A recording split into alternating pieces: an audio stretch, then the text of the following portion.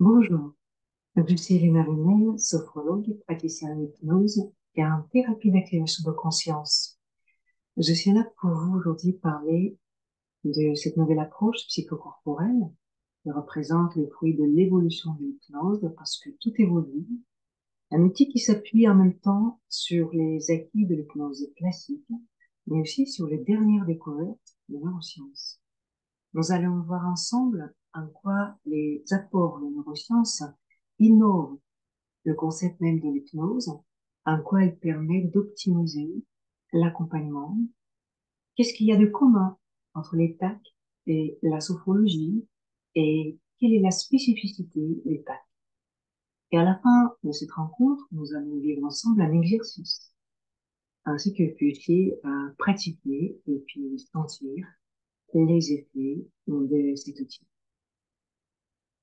J'ai été formée à la sophrologie, à l'Institut de sophrologie humaniste à Lille, avec Jacqueline Baudet, Jean-Luc Godard et Madeleine Roland, que je salue. Ça, c'était en 2011.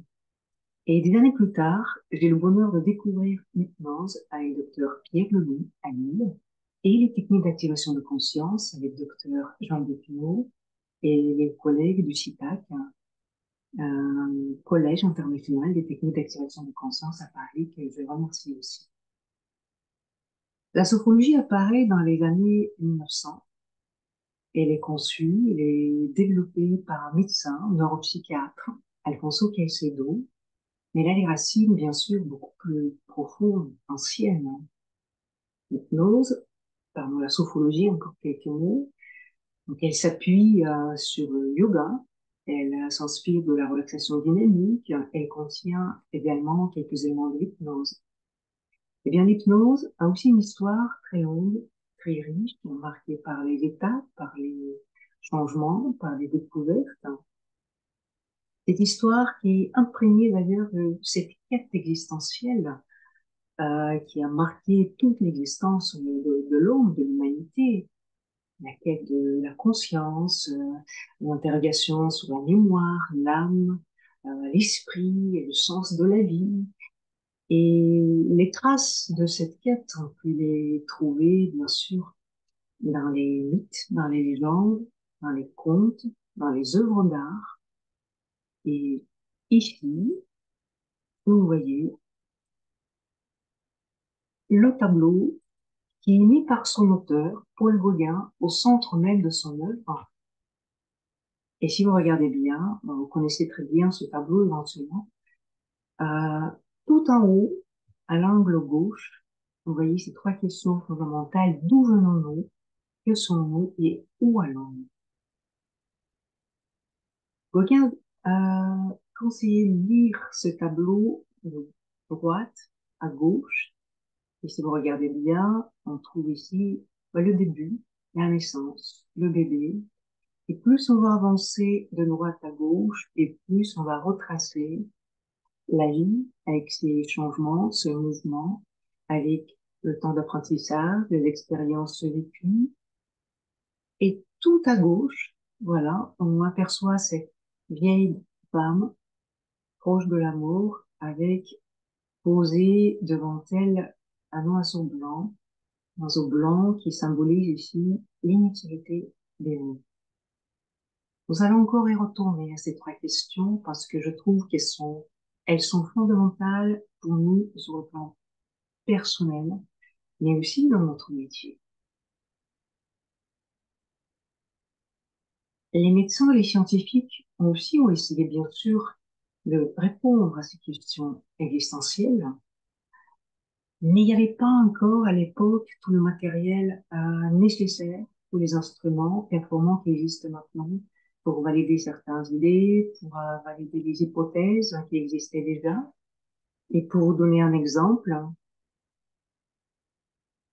vous voyez ici le médecin, le scientifique, un célèbre scientifique, Ivan Pavlov, qui reçoit en 1904 le prix Nobel pour avoir découvert le réflexe conditionnel. Et donc, le génie de Pavlov consiste justement en ce que, pour ses expériences, il n'avait que pratiquement parlant que la glande salivaire du chien. Il n'y avait pas encore à cette époque tout ce matériel nécessaire qui permet les recherches profondes, précises.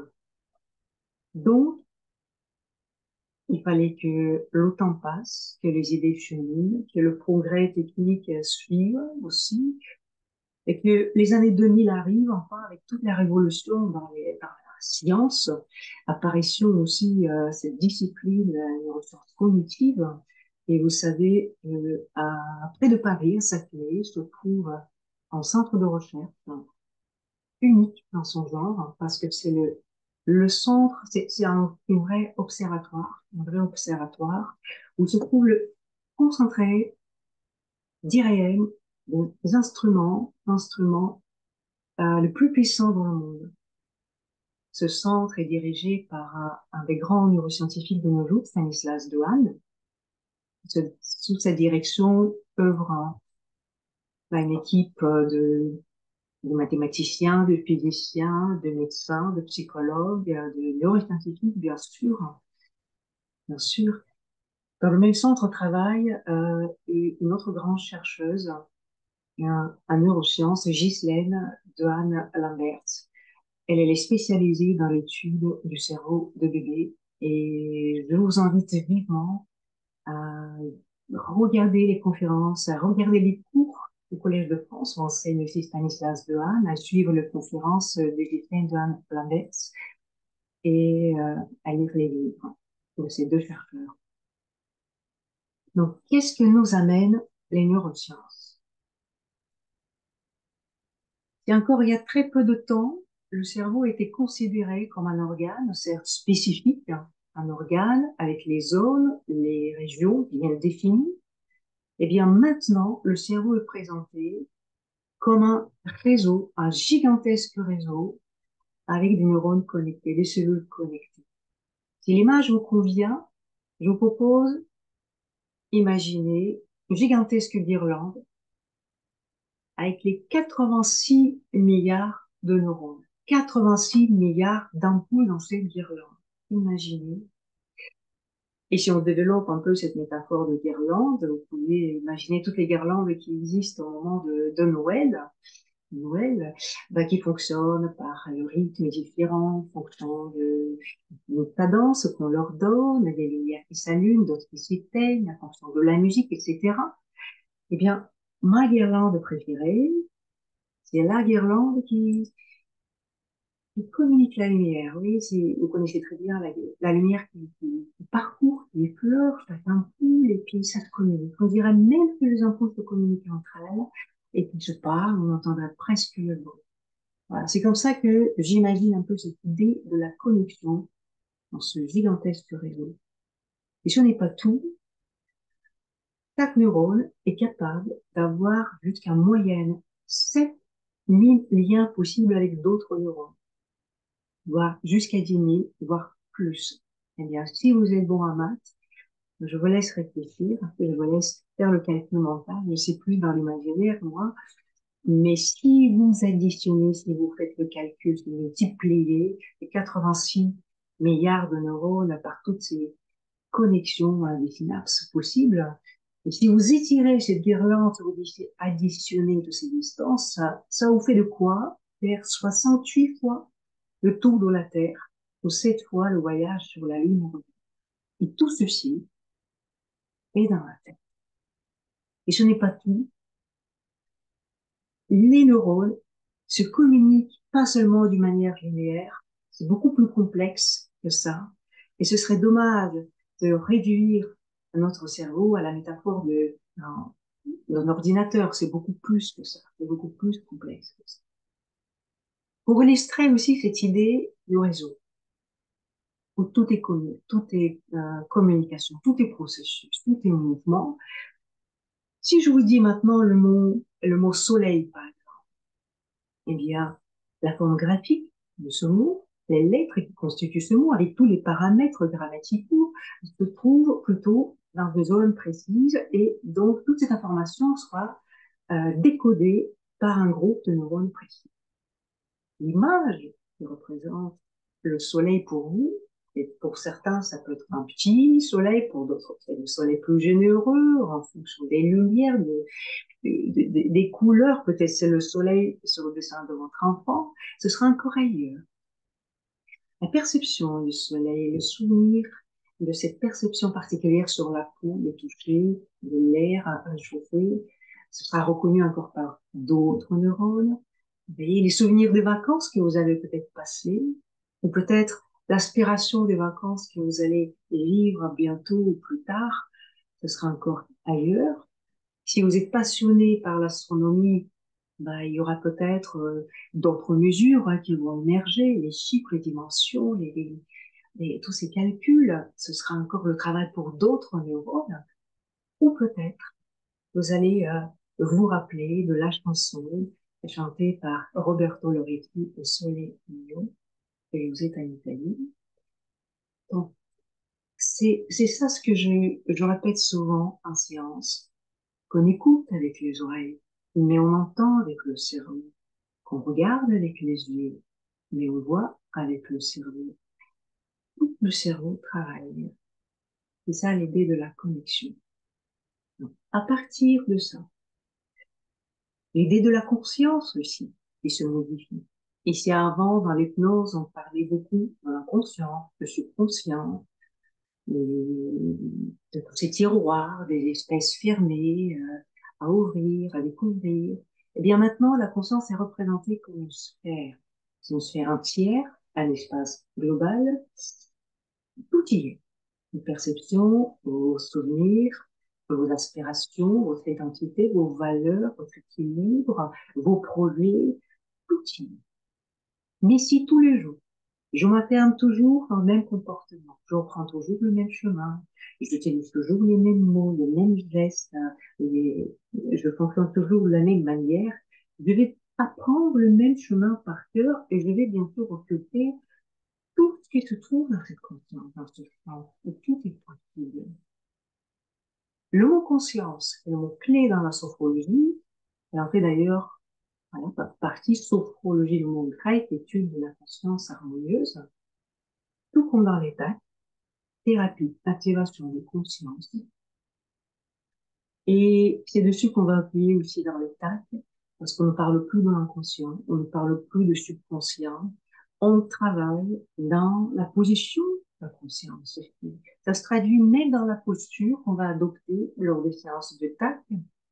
Pour les sophrologues, ça doit parler. C'est la position qui rappelle celle qu'on utilise dans la relaxation dynamique du deuxième degré au milieu du siège, où le dos est bien droit, les épaules relâchées, la tête légèrement relevée pour favoriser la respiration libre, régulière, bien en contact avec les appuis. Donc cela contribue justement à ce déploiement de la conscience et à un regard beaucoup plus large. Qu'est-ce qu'on fait dans la séance de sophrologie? Concentrez-vous, prenez conscience des changements, prenez conscience des réactions du corps.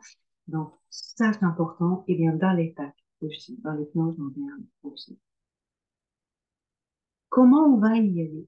Comment on va activer, dynamiser cette conscience et par conséquent, bien sûr, les circuits entre les neurones, parce que les neurones sont importants, mais les liens sont importants aussi. Qu'est-ce que ça, à quoi ça sert? Ces neurones, s'ils n'ont pas de communication. C'est comme entre les hommes, c'est comme entre les humains. Les liens sont importants. Eh bien là, on va s'appuyer sur le processus attentionnel, c'est-à-dire on va dynamiser l'attention de la personne. On va réactiver sa capacité de se concentrer. Encore, il y a beaucoup de communs parce que dans la sophrologie, rappelez-vous, portez votre attention sur votre souffle. Orientez votre regard sur les appuis. Concentrez-vous sur les sensations musculaires, etc., etc. On se promène, on marche à côté et on accompagne la personne déjà dans la lecture du corps avec voilà le regard intérieur s'élargit et on prend conscience qu'on est entier de la tête aux pieds avec sa réalité objective. Et c'est cela aussi ce qu'on va valoriser dans la technique d'activation de conscience. Donc, comment on va y aller? Partir du principe qu'on amplifie tout sur quoi on se concentre. Notre énergie est là où est notre regard. Ça, c'est important. On amplifie tout. Que ce soit le plaisir ou la douleur, que ce soit les saveurs, que ce soit une émotion, une préoccupation, une pensée, et ceci n'a pas d'importance, c'est réel, virtuel, imaginaire, tout est réel pour le cerveau, donc on va amplifier l'objet de notre concentration. Et donc là, on va diriger cette attention de la personne, cette loupe, ou encore, voilà, la lumière, sur les ressources, sur l'équilibre, sur les appuis, sur d'autres critères, d'autres paramètres qui sont bien présents dans la conscience, dans le vécu, tout ce qui sera utile pour amener le changement nécessaire, parce que si la personne vient nous voir, c'est pour vivre le changement. Je n'ai même pas l'impression d'apprendre quoi que ce soit aux patients, parce que j'ai l'impression de marcher à côté et on va diriger, voilà, cette lampe. Regardez ça, c'est à vous, regardez ça, c'est vous, et ça, c'est vous encore. Déjà, élargir le champ, retrouver, c'est une sorte de rééducation, et pour cela, il est très important de rester conscient, conscient dans l'instant présent. Et par rapport à ça, j'aimerais bien citer les mots de Michel Tournier, un écrivain français, quand il dit: plus vous voulez vous élever, et plus vous devez avoir les pieds sur terre. Chaque arbre vous le dit. Chaque arbre vous le dit. Ce n'est pas une formation, ce n'est pas un podcast, ce n'est pas l'expérience de quelqu'un. La nature nous apprend énormément. Eh bien, je me permets de reprendre les mots de Michel Tournier, de les reformuler et de dire que plus vous êtes ancré et plus vous sentez les pieds sur terre et plus vous pouvez vous déployer. Et là, le regard s'élargit et là, vous prenez conscience que votre vie, ce n'est pas seulement tel ou tel problème, mais c'est aussi, c'est beaucoup plus que ça, beaucoup plus que ça. Le regard est différent, tout change. Donc, on va utiliser cette lampe et on va la diriger sur tout ce qui peut être utile. De la même manière, on va solliciter donc tous ces neurones, toutes ces petites ampoules de la guirlande, une guirlande infinie, les liens qui étaient un peu affaiblis, donc on va les solliciter. Donc, on a dit conscience, l'attention, troisième point important, la proprioception. Le travail sur le corps, la conscience de l'équilibre, la conscience du corps dans le mouvement, de l'organisation du corps du mouvement, le sixième sens, la proprioception, la base dans la sophrologie. Le travail sur le corps est incontournable, c'est vraiment le socle de l'approche sophrologique. L'innovation dans l'hypnose, c'est tout nouveau. On va valoriser le corps. Et ça, c'est pas nouveau non plus. Spinoza encore défendait dans son éthique cette unité des corps et esprit. Et quand il dit le corps en mouvement, rééquilibre l'esprit. Le corps en mouvement met l'esprit en action. Le mouvement, c'est pas le mouvement chaotique qui remplit notre quotidien, qu'on développe partout pour soit fuir quelque chose, soit pour remplir notre vie de tous ces stimuli qui nous font comprendre qu'on vit, qu'on existe, finalement. Eh bien, il s'agit du mouvement conscient, tout comme on le fait dans la sophrologie. Quand on libère les tensions, quand on déverrouille les zones, on se trouve davantage peut-être de blocage. Quand on amène du mouvement respiratoire dans le corps, parce que quand on libère le souffle, on libère aussi la matière, la parole, on libère tout. Donc la proprioception. Et déjà à l'école, en Grèce antique, par exemple, on enseignait un mouvement, on enseignait en alternant les temps où on était assis ou avec le temps quand on était en mouvement. Donc c'était déjà quelque chose de très important. Et je sais bien que à l'école fondée par Stanislavski, une école de théâtre, ben, les acteurs, quand ils apprennent le texte par cœur, ils marchent, ils bougent, ils amènent le mouvement, ils apprennent le texte avec tout leur être, parce qu'ils synchronisent le mouvement du corps, la respiration, avec le rythme, la cadence, qui vont donner aussi à la parole, à la voix, à l'intonation, et tout est synchronisé, et on en prend avec tout son être. Ceci est vraiment important. Rappelez aussi les mots de Jean Genot, qui dit, si tu marches trop, si tu penses trop, pardon, si tu penses trop, marche. Si tu n'arrives pas à penser, marche. Si tu penses mal, marche encore. C'est en marchant qu'on avance et qu'on prend conscience qu'il y a une progression. Et ce n'est pas tout. Donc le corps, certes, il va aider le mental à se rééquilibrer, à revenir dans l'instant, à mieux comprendre. Vous savez très bien de comment le mouvement physique est important pour notre santé, physique, psychique, peu importe, chacun son sport. Ça peut être juste une marche, ça peut être juste le mouvement régulier, que ce soit régulier. Il y a les muscles qui retrouvent leur élasticité, s'oxygènent. C'est tout produit un énorme travail respiratoire qui va agir aussi sur le système cardiovasculaire. La qualité du sommeil s'améliore nettement car dans le sport, vous le sentez bien, le cortisol commence à baisser, les hormones de stress qui chutent et puis le corps va fabriquer toutes les autres substances chimiques qui apportent de la détente, de la fatigue, mais aussi de la détente. Et ces détentes physiques va favoriser aussi la détente mentale. Le regard est différent, les pensées sont différentes et ça joue sur le fonctionnement global de notre être. Mais ce n'est pas tout. Voilà. Marche encore. Ce n'est pas tout. Là encore, c'est les neurosciences qui nous disent que quand on pratique l'activité physique, notre corps va fabriquer les protéines qui jouent le rôle majeur pour la mémorisation. Ces protéines vont stimuler une partie dans notre cerveau qui s'appelle l'hippocampe, découvert en 1890 par le psychiatre Vladimir Beckeret. Et donc, l'hippocampe, qui joue le rôle important dans l'apprentissage, il mémorise quand on apprend, quand on découvre quelque chose. Pour les processus cognitifs, l'hippocampe est vraiment fondamental.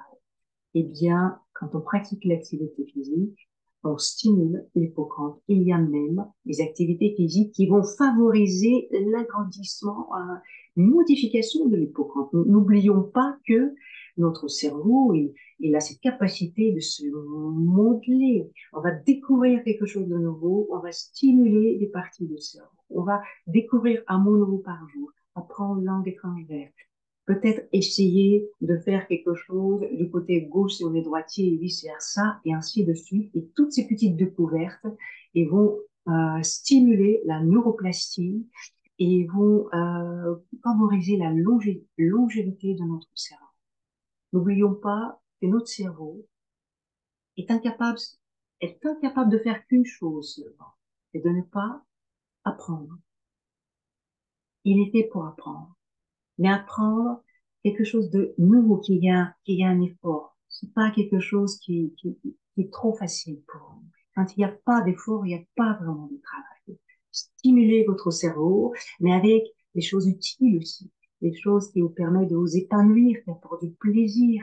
C'est ça ce qui est important. Parce que malheureusement, dans notre société, on a développé maintenant l'addiction à l'information et c'est plutôt nuisible pour le cerveau qu'autre chose. Ça le sature, ça le fatigue, ça épuise le corps tout entier. Donc, si vous accompagnez aussi les patients petits, grands, peu importe, âgés, c'est efficace, c'est important pour tout le monde, hein, absolument pour tout le monde, mais surtout pour les patients qui vient vous voir au moment des examens, au moment des concours, hein, quand ce sera le moment. Rappelez-le le rôle du mouvement physique, de l'activité physique.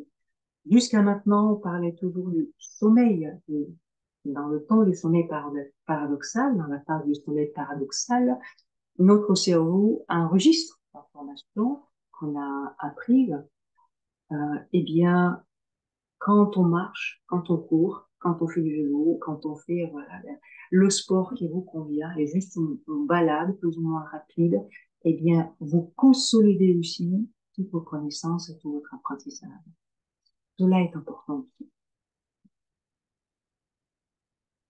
Et bien sûr, euh, dans la sophrologie, nous savons bien que tous les exercices sont adaptables. La sophrologie, ça s'adapte absolument à tout le monde. Et bien, les techniques d'activation de conscience aussi. Et ça veut dire quoi? Je travaille comme sophrologue, principalement en individuel, mais j'anime aussi régulièrement, ça fait des années que j'anime des groupes, des séances de sophrologie de groupe en présentiel. Et très souvent, dans ces groupes, il y a des personnes, peu importe l'âge, ça peut être une personne pas forcément âgée, mais peut-être souffrante physiquement, ça peut être des personnes âgées dont le corps est démuni, puis elles viennent en séance. C'est ça qui est con, c'est là ce qui est formidable. Elles sont là, vous voyez. Mais pendant que les autres personnes, par exemple, travaillent dans la séance, dans la position debout, avec des mouvements plus ou moins intenses, chacun lit la séance à sa manière, eh bien, les personnes qui n'arrivent pas à se lever, n'arrivent pas à faire des mouvements amples, eh bien, elles l'imaginent, elles le font à leur manière. On ne serait-ce que par la pensée. Et ça aussi, le pouvoir de la pensée et stimule cette mémoire interne, cette mémoire profonde, parce que le cerveau sait ce que c'est marcher. J'imagine, je le vis, et les neurones qui savent ce que c'est la marche, le mouvement, l'étirement, l'ouverture, les mots précis qui vont résonner, qui vont parler à cette mémoire profonde. Cela va aussi résonner bien sûr dans le corps, sur la respiration, sur le fond hormonal, etc. Et on a toujours un moyen pour stimuler les ressources de la personne. Ça peut être une odeur, ça peut être une couleur, ça peut être le toucher, ça peut être un bruit. On peut solliciter les canaux sensoriels pour aller vers les ressources, pour aller vers l'équilibre, l'harmonie intérieure autant que possible. Un des fondateurs de Phénoménologie, Maurice Merleau-Ponty, écrivait que chaque sens a son imaginaire, ça c'est formidable. Et moi je dirais aussi que chaque sens a sa mémoire. Et en sollicitant tel ou tel sens, eh bien on peut réveiller cette mémoire et solliciter d'autres canaux. Et ça y est, le circuit commence à s'activer et le cerveau se rappelle et le corps réagit. Je peux vous donner un exemple. J'ai intervenu en séance, c'est un monsieur très âgé, à domicile. Donc toute la vie était liée avec la musique. Et donc, il passait des heures entières chez lui tous les jours à écouter la musique classique. Il y avait des disques partout, des enregistrements. Il écoutait la musique classique, les orchestres. Eh bien, je lui ai proposé dans la séance et je lui ai conseillé de le refaire ensuite tous les jours un petit peu, d'écouter la musique classique, peu importe l'œuvre, mais à chaque fois choisir une partition, un instrument, et se concentrer tout en respirant, tout en restant posé, voilà, juste sur une partition, parce que dans l'orchestre, il y a des instruments. Puis, de temps à autre, peut-être changer, passer à un autre instrument, tout en accordant cette concentration à la respiration régulière, qu'il n'y ait pas de tension, qu'il n'y ait pas de résistance à l'intérieur. Je peux être concentré, je peux être présent et je peux être détendu à la fois. Et là encore, on va s'appuyer sur cette idée des neurosciences que notre cerveau ne peut faire qu'une tâche cognitive à la fois. C'est-à-dire, si vous m'écoutez maintenant, mais si vous entendez un bruit dans la chambre à côté, dans la pièce à côté, ben, votre attention, voilà, sera focalisée sur ce bruit-là. Ou peut-être à un moment donné, vous allez regarder l'horloge et puis vous allez vous rappeler que tout à l'heure, il y a quelque chose à faire. Essayez, vous n'êtes plus avec les mots que je vous envoie. Ou peut-être c'est votre corps qui vous dira qu'il a faim, ou c'est le moment de bouger parce que depuis tout à l'heure, vous n'avez pas bougé. Et quelle que soit notre position la plus confortable possible, eh bien, il faut un moment.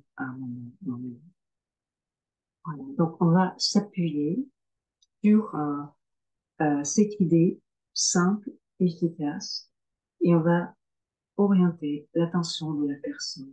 Il y a un son, la musique, sensation sur la peau, les appuis, le souvenir qu'on va aller chercher. Dans ce souvenir, on trouvera aussi ce qui est utile à ce moment de la vie par rapport à l'objectif que la personne se fixe. Euh, donc, on a dit conscience, concentration, la proprioception, on continue, les ressources. Et là encore aussi, on réunit les tâches, parce qu'avec la sophrologie, c'est quoi les ressources? C'est tout ce que vous savez faire, c'est tout ce que vous avez réussi, c'est tout le bonheur autour de vous, à votre portée, tout ce qui apporte dans votre vie un peu de lumière, de sourire, de plaisir, de saveur, de sens. Ça peut être des activités que les personnes que vous aimez et qui vous aiment, ce sont vos objectifs, vos rêves, les activités que vous pratiquez, etc., etc. Donc, et c'est là aussi qu'on va diriger la lumière, cette lampe, cette loupe pour agrandir afin que la personne réalise que tout ceci existe toujours à ses côtés. Il n'y a pas que des soucis, des problèmes, des tracas, des douleurs. Voilà, donc on va là encore réparer, réactiver les petites ampoules dans cette guirlande de ce réseau qui, qui constitue notre cerveau. Et les ressources, eh bien, on va les cuire ensemble lors de l'anamnèse, tout comme dans la séance de sophrologie. Vous posez des questions. Qu'est-ce que vous aimez faire? Qu'est-ce que vous allez faire après cette séance quand vous allez être mieux, quand vous allez vous sentir plus en confiance, hein, quand vous allez sentir votre corps plus souple, plus confortable, si jusqu'à maintenant il y avait une réelle souffrance. Et cela implique la personne, engage la personne. Ça devient un projet, ça devient quelque chose qui a du sens. Je suis là, euh, voilà, en science. Qu'est-ce que je vais faire? De quoi je vais et qu'est-ce que je veux mettre en place? Quels moyens je vais mettre en place pour atteindre mon objectif? Qu'est-ce que cela va me permettre de faire après? Et ça, on retrouve aussi dans la sophrologie la responsabilité, l'engagement de la personne, et c'est comme ça que ça va fonctionner. Donc, on est maintenant dans cette forme de l'hypnose active. La personne, elle est l'actrice. Je dis, vous êtes acteur, compositeur, vous êtes auteur, vous êtes orchestre, et vous êtes le chef d'orchestre. Tout est en vous. Tout est en vous. Ensemble, on va juste redécouvrir. Voilà, ouvrir un petit peu le regard et de retrouver tout de quoi on peut se servir pour continuer à avancer. Et je vous donne encore un exemple ici pour illustrer cette idée de ressources. Je reçois il y a quelques années un monsieur qui vient conseiller par son médecin généraliste pour gérer le stress. Gérer le stress, mais il y a beaucoup plus que ça. Il y a la colère, il y a le rejet de la situation, il y a ce stress d'ailleurs, il est généré par les conséquences dues à l'opération chirurgicale qui s'était malheureusement mal passée au niveau de la main. Il s'agit de canal carpien, la main motrice, le nerf a été abîmé, donc il y a une partie de main qui a perdu sa sensibilité. Malheureusement, il y a des douleurs qui se génèrent dans l'avant-bras. Donc c'est très compliqué. Il vient de partir à la retraite, c'est une personne qui est très dynamique, très active, et il rejette cette situation, il est très en colère, il souffre. Qu'est-ce que je peux faire? Là, déjà, revenir dans l'instant, revenir dans l'équilibre, revenir dans les appuis, dans le moment présent, ce qui est important, vérifier pour faire, important. Et je me pose la question, qu'est-ce que vous avez fait avant de partir à la retraite? Qu'est-ce que vous avez fait dans votre vie comme métier? Eh bien, toute sa vie, il a travaillé comme un agent d'EDF. Un agent d'EDF, attention, à l'époque, très vite maintenant, à l'époque, il fallait monter sur les poteaux et réparer, faire revenir l'électricité. Euh, voilà, donc j'ai rien à lui apprendre. Et il sait le faire toute la vie, il l'a fait. Et relier les circuits, réparer les circuits. Voyez. Et donc, avec cela, je vais créer une métaphore que je vais intégrer dans la séance du tac. Parce que quand dans l'hypnose, on s'observe les métaphores, les figures de style, les mots, les tissés créés avec les mots, le vécu, la matière de la personne, pas la mienne, la personne. Et j'intègre dans la séance qu'on fait avec ce monsieur. Donc voilà, quelques mots où je l'invite même à réparer ce circuit là il faut, comme il sait le faire, si tout. À la fin de la séance, il me témoigne, il dit qu'il a vu sa main dans la séance et qu'il ressent le poids de sa main, la place que la main occupe. Voilà l'exemple. Un autre exemple, il s'agit cette fois-ci d'une femme, pareil, elle est à la retraite. Son quotidien est assez complexe parce qu'elle accompagne son mari qui souffre de la maladie neurodégénérative, donc c'est compliqué. Faut répéter énormément les mêmes mots, les mêmes gestes. Elle prend sur elle. Donc elle vient me voir pour, comme on dit, souffler, évacuer. Et je repose la même question. Qu'est-ce que vous avez fait avant? Elle est très joviale, elle est très souriante, cette personne. Elle me dit que toute sa vie, il a travaillé à la poste. Et là, comme cette loupe-là, vous voyez, tout à l'heure on a parlé, je dirige cette loupe vers le mot poste. Et quand, dans cette histoire du réseau, on va agrandir, hyper réseau, le cerveau, agrandir. Derrière la peau, je vois la lettre. La lettre, j'agrandis, je vois. Je vois une personne qui prend une feuille de papier, qui s'assoit, qui se pose, et qui prend le temps pour trouver des mots et poser ces mots, où chaque lettre a sa forme, pour écrire ces mots sur ce papier, adresser, les mots adressés à une personne qui habite très très loin, qui attend peut-être ces mots. Et cette lettre s'inscrit mot par mot. Et ensuite, une fois dans l'enveloppe, voilà, cette lettre va partir, traverser les distances, portée par le temps, par le vent, par cette messagère que j'ai en face de moi en silence, par ses mains, avec son sourire, parce que c'est elle qui va apporter le message, peut-être avec de bonnes nouvelles, peut-être avec des nouvelles moins bonnes. Et à l'autre bout, voilà, une autre personne va recevoir, et va lire, et va sentir, et va vivre ces mots. Donc j'ai en face de moi quelqu'un qui relie les personnes, quelqu'un qui reconstruit les liens. Elle sait le faire.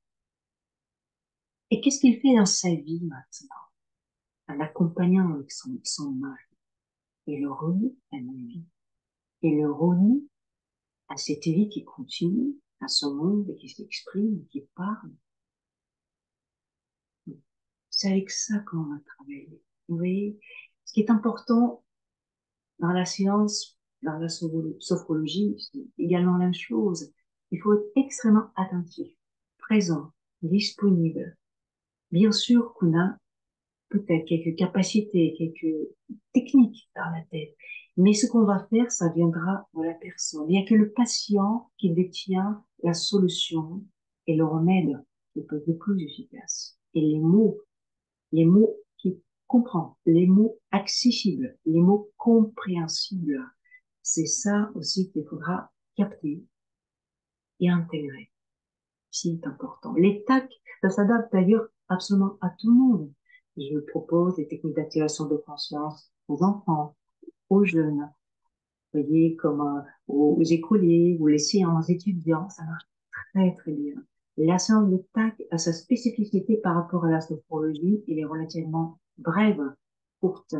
Donc il faut 10 minutes en moyenne, ça peut être même moins long, vous voyez, parce que ça a l'air très simple, mais c'est une simplicité assez complexe parce qu'elle est calculée quelque part, parce que chaque mot qu'on va poser au moment, quand il faut, quand ce mot va agir, parce que ceci est important aussi.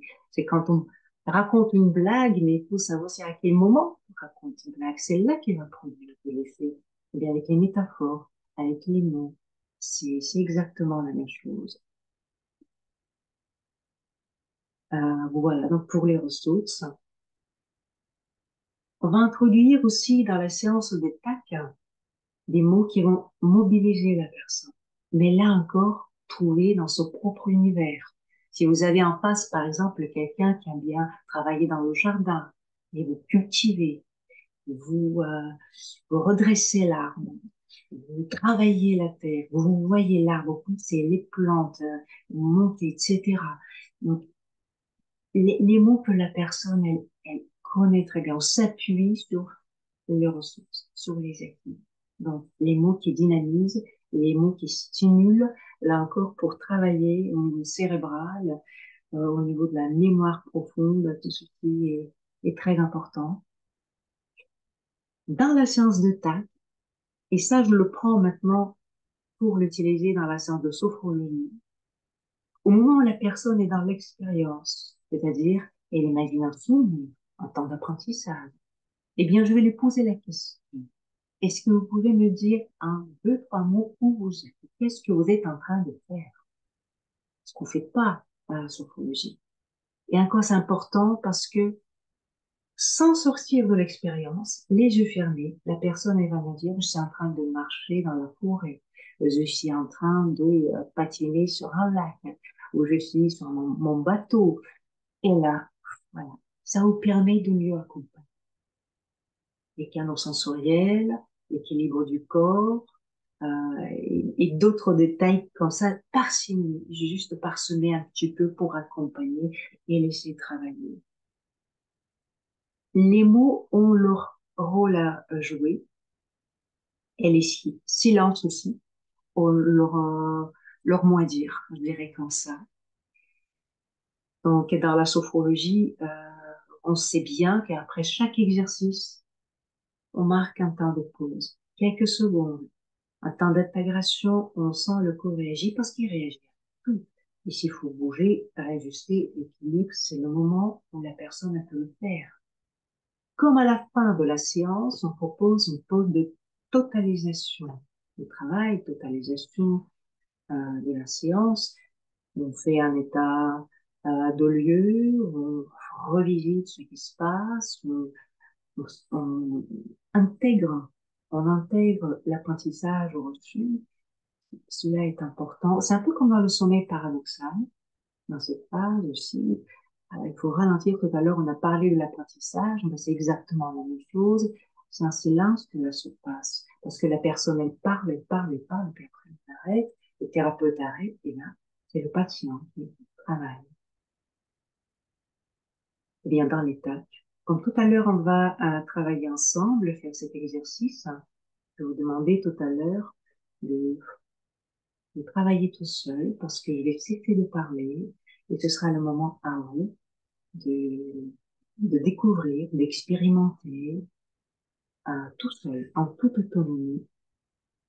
Et l'autonomie, d'ailleurs, elle me plaît aussi, et dans la sophrologie, et dans les techniques d'activation de conscience, est un outil qu'on va conseiller d'exploiter régulièrement parce que l'objectif, c'est de rendre la personne autonome et pourra refaire cette séance, voilà, qui est courte, à sa manière, tous les jours, et progresser comme ça. Tout à l'heure aussi, je vous ai parlé, ça me revient maintenant, ce moment quand on interroge à quelques mots par quelques mots la personne lors de la séance. Dites-moi en quelques mots, qu'est-ce que vous êtes en train de faire? Et une fois en séance, je pose cette question. Et la personne, sans ouvrir les yeux, parce qu'on travaille les yeux fermés, elle me répond, je suis en train de faire du yoga. Et là encore, je dirige, j'amplifie, et encore, tout de suite, tout de suite. Le yoga, ça fait penser, c'est le moment que je prends pour moi. Je respire, le développement personnel, je me concentre, la souplesse du corps, la concentration, des appuis, mais plus encore, c'est la culture ancienne, c'est la pratique ancestrale, cela me ramène dans l'histoire très très très loin, loin de lieu où je suis née, loin de lieu où je pratique, que je vis, et des années, des millions d'années, bien en avant. Donc, ça nous parle de quoi encore?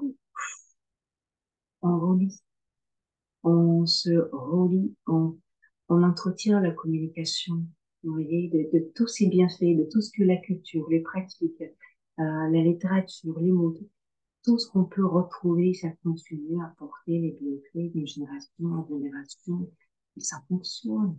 C'est, et là encore, je pense que ça travaille même au niveau de la conscience. Je me relie à quelque chose qui a fonctionné bien avant ma naissance. Et donc, toute cette expérience, de cette culture, de cette civilisation, ben, j'intègre en partie à moi pour aller mieux, pour mieux me connaître, pour mon développement personnel.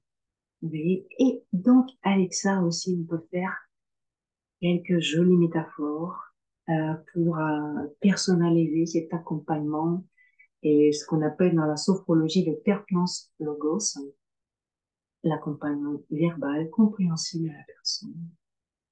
Eh bien, vous savez qu'après ça, cette personne ne vivra pas le yoga de la même manière. Ça, c'est important. Et comme j'ai dit tout à l'heure, les mots qu'on va utiliser dans la séance, c'est les mots simples. Encore les trouver, c'est les mots simples. Le monde abonde, perd des mots complexes qui nous entourent, qui font du bruit autour, mais revenir à quelque chose de simple, il faut du temps pour cela. Il faut être présent pour cela aussi. Et j'aime bien les mots de Jacques Kerouac quand il dit un jour, je trouverai des mots justes et ils seront simples. Un jour, j'en sais pas quand, pas tout de suite, pas demain, un jour, je trouverai un livre. Donc, il faut du temps. Il faut des kilomètres, il faut de la marche. Vous voyez, il faut que le temps passe. Et vous trouverez les mots essentiels là. Et ils seront simples. Il le sait déjà qu'ils seront simples. Combien de mots il faut passer au tamis? Combien d'expériences il faut avoir vécu pour trouver les mots justes, les mots réponses, les mots clés, soit pour le monde, et ces mots sont simples.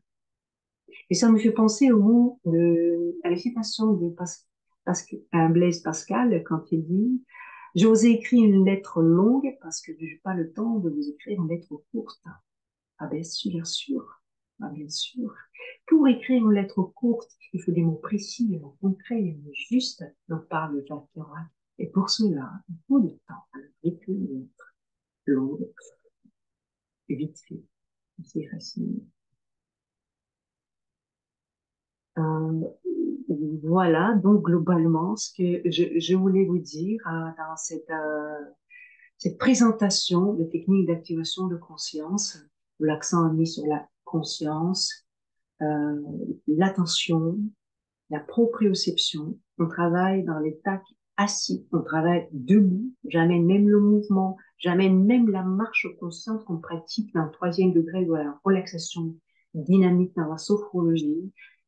Je suis conscient du mouvement, des articulations, des muscles qui sont attaqués, de comment je passe du déséquilibre, non, l'équilibre. Et comment je peux retrouver mon équilibre dans toutes les situations, dans tous les contextes de la vie. La proprioception, les ressources, euh, le langage, donc on va utiliser les métaphores épurées, les métaphores transparentes, les métaphores simples, faciles à comprendre, à recevoir, les mots clés, les mots remèdes qui viennent de la personne. Et qu'est-ce que je retrouve aussi dans tout ce qui a été dit, tout ce qui est proposé dans les avancées, dans les neurosciences, cette idée qui est même le pilier dans le concept de l'école Montessori. Vous voyez, l'école Montessori montrait une tasse aux élèves. Une tasse, elle a une forme, il y a un diamètre, donc on peut mesurer, on est dans les paramètres géométriques, on est dans le calcul, la tasse, elle est faite avec de la matière, d'où vient cette matière, on est dans les sciences naturelles, la densité, la masse, le poids, on peut calculer, dans la physique, dans les maths. Cette tasse, ça peut être des motifs dessus, il a peut-être un dessin, et ça nous ramène à l'imaginaire, ça ramène à la créativité. Et puis cette tasse sert peut-être à prendre un thé, et puis le thé, c'est l'essence. C'est aussi le moment où vous avez pris le thé, peut-être avec vos grands-parents, vos parents, tout seuls, avec une madeleine, avec un autre gâteau. Et d'où vient le thé? Et là, vous êtes devant une carte géographique, et voilà, ce voyage de Marco Polo, d'autres grands voyageurs, explorateurs, et la Chine, l'Inde, quelque part, d'où vient cette plante qui est le thé. Donc, c'est un enseignement global. Et là, c'est clair que tout le cerveau travaille. Ça stimule ce cerveau, ça le rend encore plus performant, plus actif, plus efficace. Et ça porte du plaisir, l'enseignement comme ça. Et vous procédez comme ça avec tout, absolument. Vous montrez un arbre, une pomme, et on va voir cet arbre, les pousses, les feuilles, la forme, les dimensions de l'arbre, toutes les pluies, tout le soleil que l'arbre va recevoir, et puis la couleur qui va changer, va se transformer. On est dans le changement, dans l'acceptation du changement. Et le printemps revient et l'arbre revient. On a la résilience. Et c'est absolument fantastique. Et moi, je rêve de l'école, par exemple, où les sujets très complexes, comme dans la physique ou la chimie, même dans d'autres matières, sont enseignés par un physicien, par le poète, par un artiste. Ça pourrait être formidable, formidable. Voilà, donc globalement, tout ce que je pensais vous apporter aujourd'hui. Et maintenant, donc nous allons pratiquer, faire un exercice des techniques d'activation de conscience. Parce que si vous pratiquez pas, ben, tout ceci restera de la théorie, de l'information. Nous allons rester assis pour cet exercice. Et je vous invite tout d'abord à bouger un petit peu, stimuler un petit peu, peut-être revoir la position. S'il faut replacer, vous le faites. C'est un moment pour vous. Il n'y a rien à comprendre. Il n'y a rien à évaluer. Donc, profitez de cette expérience. Et je vous dis tout de suite, donc, tout d'abord, cet exercice se vit les yeux fermés, mais si c'est mieux pour vous d'ouvrir les yeux à tout moment, vous pouvez le faire, il n'y a aucun interdit, vous pouvez les refermer, revenir dans l'expérience. Euh, Tout à l'heure, je vous demandais d'élever les mains, les poser comme ceci, comme voilà, au niveau du visage, les doigts se regardent et vous les oubliez. Voilà. On ne triche pas, il n'y a aucun appui sous les coudes. Et volontairement, on va installer les mains comme ça pour stimuler votre proprioception. Je vais vous accompagner dans la séance vers le mouvement où les mains vont redescendre. Mais si à un moment donné, vous sentez que ça devient trop long, trop lourd, bah, vous vous autorisez, bien sûr, votre confiance à laisser les bras redescendre. C'est vous qui sentez ce qui est bon pour vous. Nous allons marquer aussi dans cette séance un temps de silence. Et je vais vous l'annoncer tout à l'heure. Donc, ne vous inquiétez pas, je suis là, je ne dors pas, je vous accompagne. C'est le moment où vous travaillez et je reviens vers vous dans la séance pour vous accompagner vers la fin de l'exercice. Eh bien, tout d'abord, si la position vous convient, je vous invite à observer tout ce qui vous entoure. Regardez un peu l'espace comme il est, les couleurs, les formes, les lumières. Prenez conscience des odeurs, de la température de l'air, peut-être de quelques sons. Prenez conscience de la place que vous occupez, de la position, de l'équilibre de votre corps. Très, très bien. Donc, nous sommes là pour vivre ensemble cet exercice. Vous me voyez bien, vous m'entendez bien. Eh bien, je vous invite à fermer les yeux. Et les yeux fermés, continuez à observer tout ce qui vous entoure. Situez-vous dans l'espace, dans l'instant présent, et vous dans cet instant, à votre place, dans votre équilibre.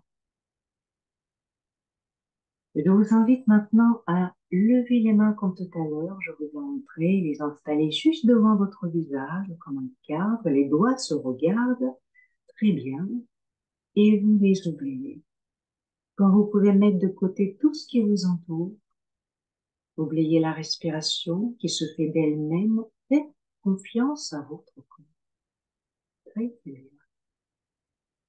Nous sommes donc là pour apprendre. Et quand on apprend, on avance. Et peut-être vous avez un objectif, un souhait vers lequel vous voulez avancer.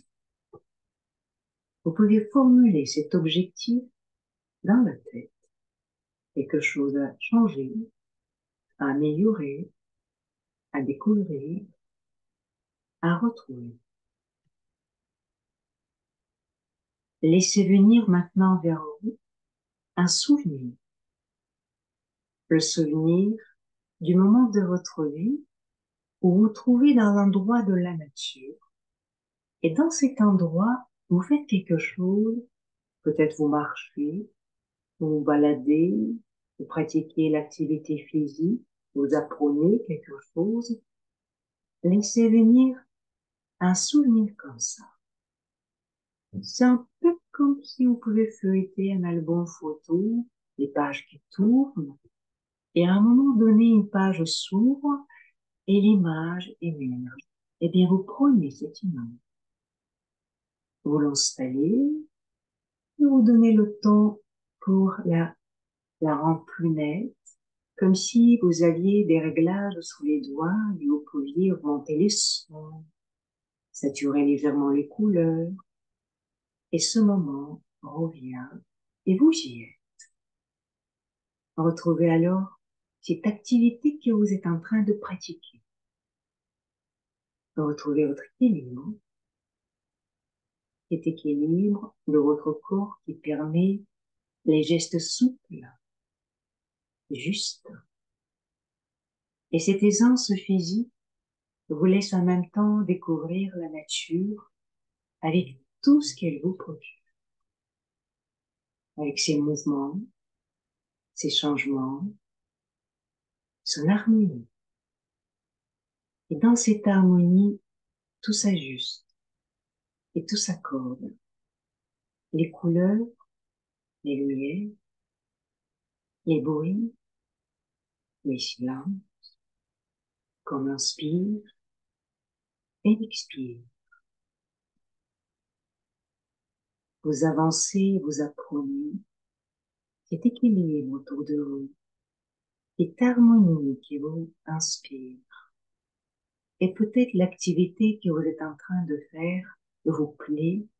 Et quand on fait quelque chose comme on aime, on apprend encore mieux, on réussit. Il y a une émotion qui accompagne cette expérience. Vous l'accueillez, vous profitez. Votre regard s'élargit et vous voyez peut-être un détail, une forme, quelque chose qui vous inspire. Vous écoutez et vous entendez peut-être un son important pour vous à ce moment de la vie. Vous explorez et vous découvrez quelque chose d'utile pour vous. Peut-être un détail, mais parfois il suffit d'un détail pour apporter un grand changement. Profitez, expérimentez. Et pendant quelques instants, je vais cesser de parler pour vous laisser vivre ce moment où tout s'accorde tout s'ajuste. Vous accueillez tous les éléments qui vous sont utiles pour atteindre votre objectif et continuez à avancer sur le chemin de la vie où chaque pas a un sens.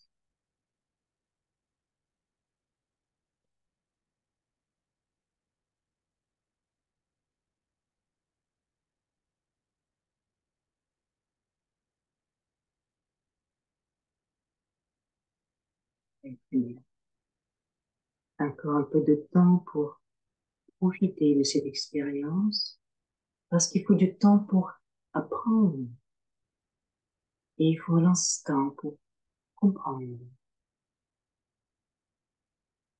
Et c'est vous qui allez sentir à quel moment vous pouvez laisser les mains redescendre tout doucement, lentement. Et le temps que les mains redescendent, l'apprentissage que vous venez de recevoir s'intègre au plus profond de vous, à sa juste place.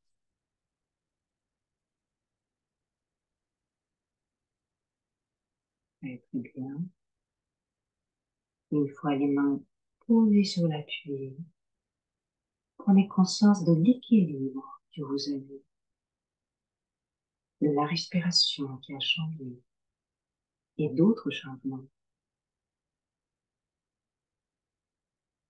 Et avant de revenir totalement ici, maintenant, vous recontactez votre respiration, vous l'amplifiez légèrement pour retrouver le tonus nécessaire, vous dynamisez vos inspires, vos expirations, et encore une fois, vous inspirez et vous soufflez. Et tout en respirant, commencez à bouger, serrez, desserrez les mains, les pieds, retrouvez toutes les sensations. Commencez à vous étirer, faites quelques mouvements avec les épaules, la tête, vérifiez que tout fonctionne. Étirez-vous, déclenchez quelques bâillements, c'est très très bien. Et surtout, prenez le temps avant d'ouvrir les yeux.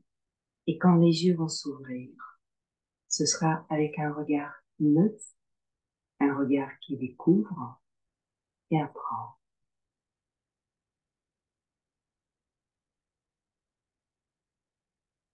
Et bien sûr que c'est une expérience un peu particulière, vécue dans ce format spécifique, mais je tenais absolument à vous proposer ce petit exercice que vous allez savoir refaire à tout moment.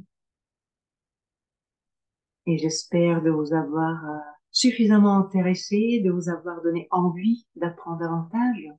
Je vous invite alors à vous renseigner, creuser de votre côté. Euh, euh, je vais vous montrer ici quelques références. Donc, vous trouvez facilement maintenant le livre écrit par le docteur Jean Béquiot et puis Bruno Soares, Du nouveau dans l'hypnose, sorti dans Odile Jacob, Du nouveau dans l'hypnose. C'est un ouvrage très complet qui retrace l'histoire des TAC, qui illustre les effets, l'utilité, le rôle des TAC dans les domaines absolument différents, dans l'enseignement, dans le domaine sportif, médical, bien sûr. Il y a maintenant les médecins, les professionnels de santé qui sont formés aux thérapies d'activation de conscience et même les étudiants en médecine. Et à la fin de ce livre, vous trouverez un cahier d'exercice pour vous entraîner. Et puis tous ces ouvrages de Stanislas Dehaene qui sont devenus des best-sellers. Je vous invite aussi à voir donc les conférences de Stanislas Dehaene, les conférences de Ghislaine Lambert. Vous allez apprendre énormément de choses. Et puis, si cela vous intéresse, je serais ravie de vous rencontrer à Arras à partir du mois d'octobre. Je mets en place des séminaires conçus spécialement pour les collègues sophrologues, praticiens d'hypnose. Donc, il s'agit de l'initiation aux techniques d'activation de conscience. Nous allons apprendre ensemble. On va s'appuyer sur ce que vous savez déjà pour vos bases, parce que comme disait Picasso, pour apprendre quelque chose à quelqu'un, faut mélanger savamment ce que la personne elle sait déjà et ce qu'elle ignore pour l'instant. Mais vous connaissez déjà beaucoup de choses. Donc, ces séminaires seront mis en place au mois d'octobre. Je vous tiens au courant prochainement pour les dates. Il suffit de me faire signe si cela vous intéresse, soit sur le site elena-evenel.fr, soit sur ma page Facebook, les coordonnées qui sont sur le site également. Je serai heureuse de vous accompagner dans cette aventure et découvrir les TAC ensemble. Et pour terminer notre rencontre, je reprends là encore les mots d'un de mes poètes préférés, aussi prix Nobel, Joseph Brodsky, qui est nommé souvent Bach de la poésie. Il écrit dans un de ses poèmes, du point de vue de l'air, le bout du monde est partout. Et ce qui est formidable chez les génies, qui vous donne en quelques mots de l'essence avec lequel vous pouvez modeler, tisser, broder d'autres mots. Et comme l'avait bien dit Niels Bohr, le fondateur de la physique quantique, l'idée est juste et profonde, si son contraire est juste et profond. Eh bien, je me permets de reformuler les mots de Joseph Brodsky et je dis, du point de vue de l'air, le début est partout, le commencement est partout, le centre, l'instant présent est partout. Et ce n'est jamais trop tard de relever la tête, de voir quelque chose de nouveau, de l'inconnu dans le connu, sans forcément aller trop loin, sans trop d'efforts, mais continuer à apprendre, à avancer tous les jours un peu. Je vous remercie encore pour votre attention. Je vous souhaite une bonne pratique et je vous dis à bientôt.